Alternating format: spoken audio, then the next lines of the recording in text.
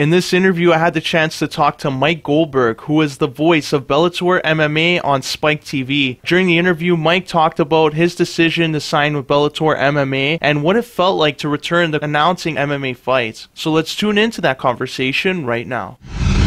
Hello everybody, this is Giancarlo Aulino, and in today's interview segment, we're going to get some insight into the world of mixed martial arts. To help us out, we're happy to be joined by our guest. He is the voice of Bellator MMA Mike Goldberg. Hello Mike, welcome to Beyond the Game. It's great to be here. John, how are you? Doing very good, thanks. Mike, you signed with Bellator before their pay-per-view event in June. How long did it take to come to terms on a deal, and what were some of the factors that led to you signing with the promotion? Well, you know, going to Bellator and going to Spike is like going home for me, John. And so that part of it was established pretty early. Kind of like, okay, you're not returning to the UFC. Hey, Spike, hey, Bellator, is there any interest? And their initial answer was, of course, it's a no-brainer. And Giancarlo, was funny, 2 decades in this business, and I had never met Scott Coker. 20 years in MMA, and I'd never actually met Scott Coker. And in mid-December, it was actually Uriah Faber's final fight. It was in Sacramento. And after that, my fiance and I went into the Bay Area. She still lived there at the time. I'm a huge San Jose Sharks fan, as you probably know, and most of your listeners know. Big Jumbo guy, love Jumbo, love Burnsy. And we went to a game at the Shark Tank.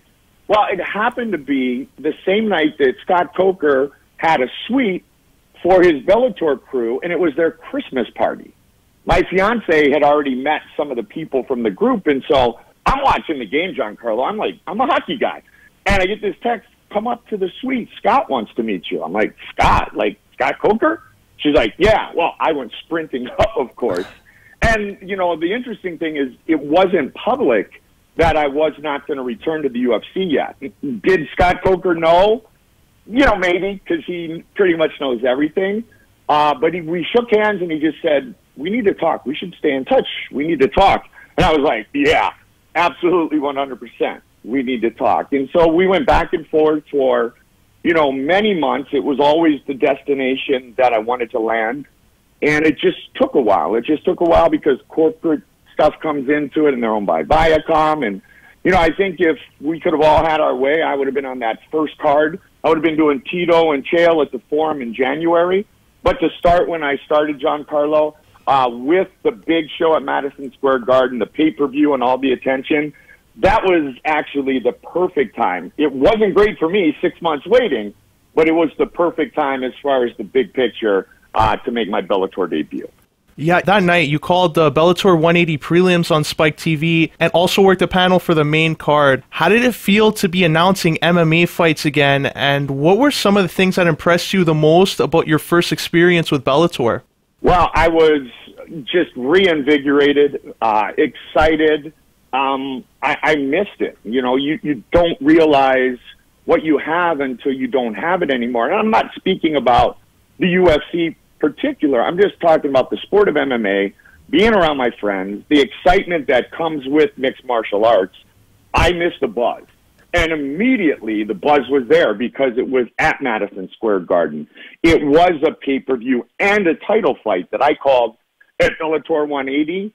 And the thing that I noticed the most, Giancarlo, and what like warms my heart and will for the rest of my life was just the honest and sincere fan after fan after fan who said, welcome back. The sport has missed you.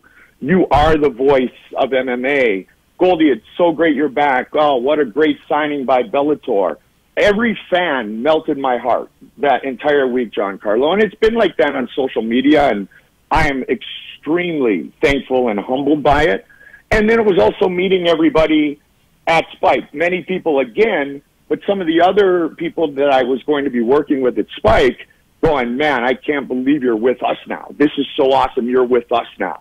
So I really felt welcomed. I felt like I was returning home with Spike and Bellator. John Norton, the producer, and I go all the way back to ESPN Hockey in the 90s, and we did a ton of UFCs together. Of course, as you know, Giancarlo, the UFC was on Spike for many years. Yeah. But it was the fans and the warmth that just melted me. And I'll never forget that. I will never forget it. I was as pumped as I've ever been pumped for anything in my life. For those just joining us on Vibe 105, we're speaking with the voice of Bellator MMA, Mike Goldberg. Mike, before Bellator, you spent 19 years calling fights with Joe Rogan in the UFC, and working together for that amount of time, you're both able to find that balance with each other's respective styles. Can you talk to us a little bit about how you were able to transition from working with Rogan in the UFC to working with Jimmy Smith in Bellator, and how were you and Jimmy able to build that honor chemistry and make it sound natural for fans tuning into the event? Well, first and foremost, and Jimmy and Joe are very tight, so it's kind of funny.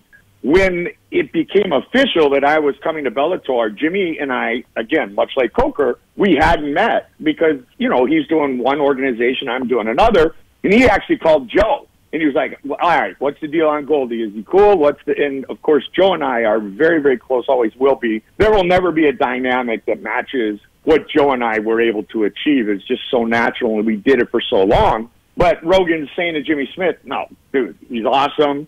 He's a team guy. You're going to love working with him. And so my first conversation with Jimmy Smith literally went like, hey, dude, I feel like I've known you my entire life. You know what, Jimmy? I feel the exact same way.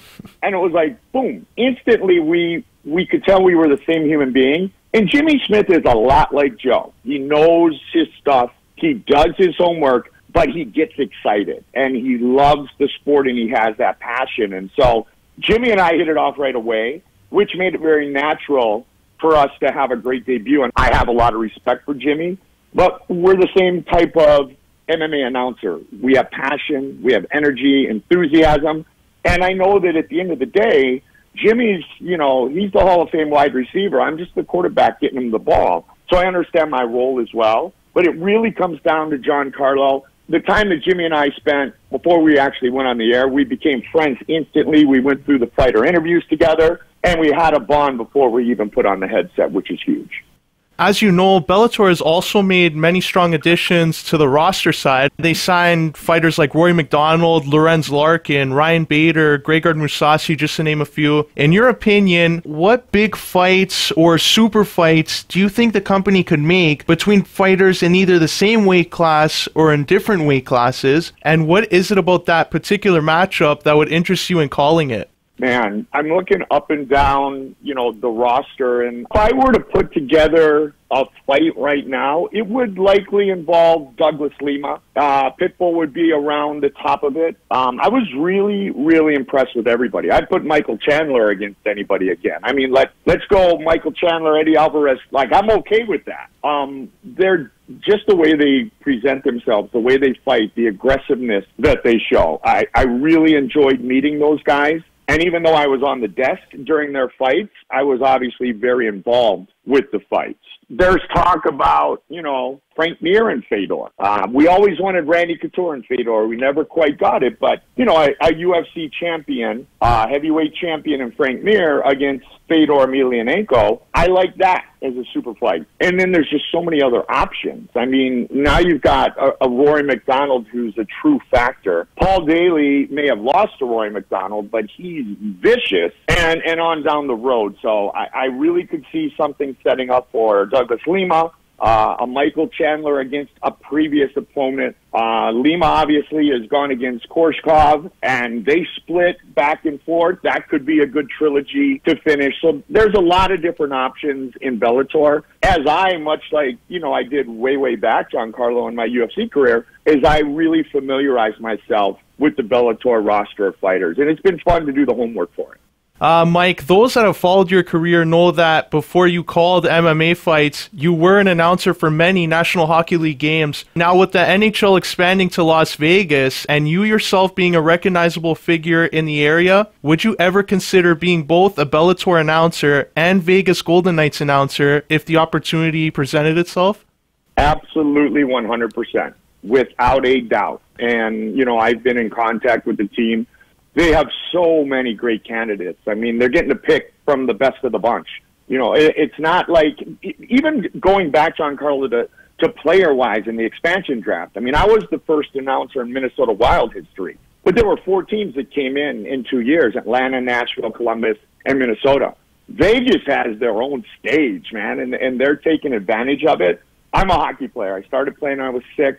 I played through college. I've coached my son since he was 6. He's now 17. I'm a level 5, USA hockey coach. I love the game of hockey. So to have the opportunity to do it again would be wonderful, and I appreciate, the kind words about Vegas. But it's true. I really do. I have a presence in Vegas that is different than other MMA cities. There's a lot of great ones. Toronto, everybody's awesome to me.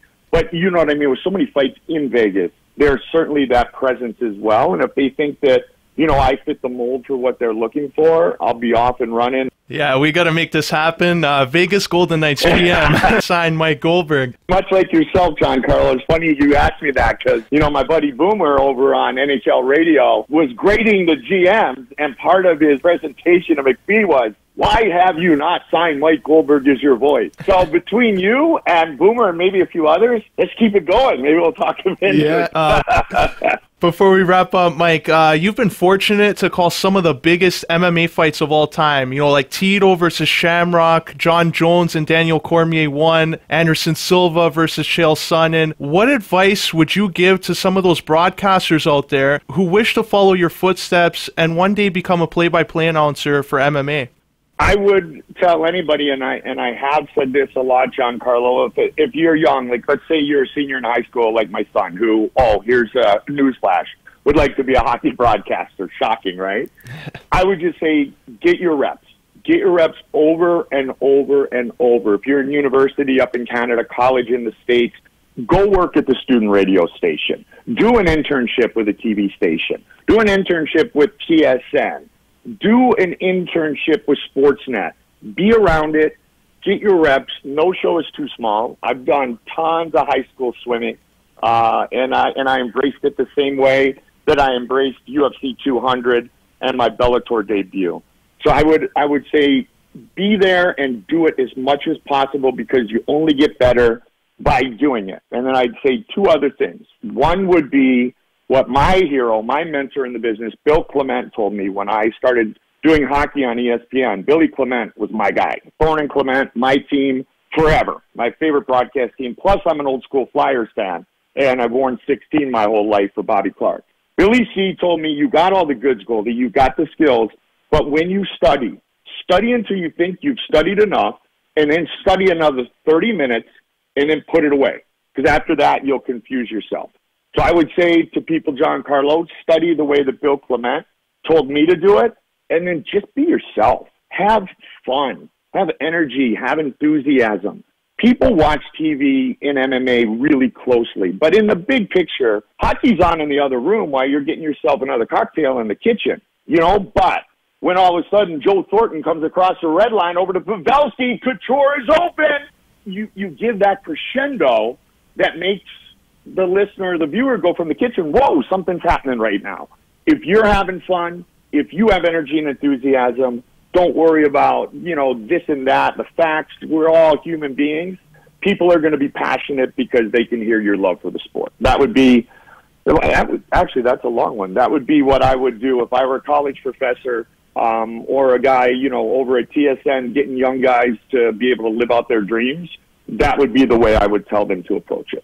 Yeah, that's great advice. Well, Mike, unfortunately, we're out of time. We'd like to thank you for taking the time to chat with us here at Beyond the Game, and we wish you all the best in Bellator. Thank you very much, Giancarlo. Thanks for having me on. Hopefully we'll have a Bellator event up in Canada very soon. I love coming up there, and hopefully we'll get to see you if we're in TO. Looking forward to that. That was the voice of Bellator MMA, Mike Goldberg. Now we're going to send it back to the studio for more Beyond the Game right here on Vibe 105. This is Mike Goldberg, the voice of Bellator MMA on Spike, and you're listening to Beyond the Game. Here we go! He's out, down!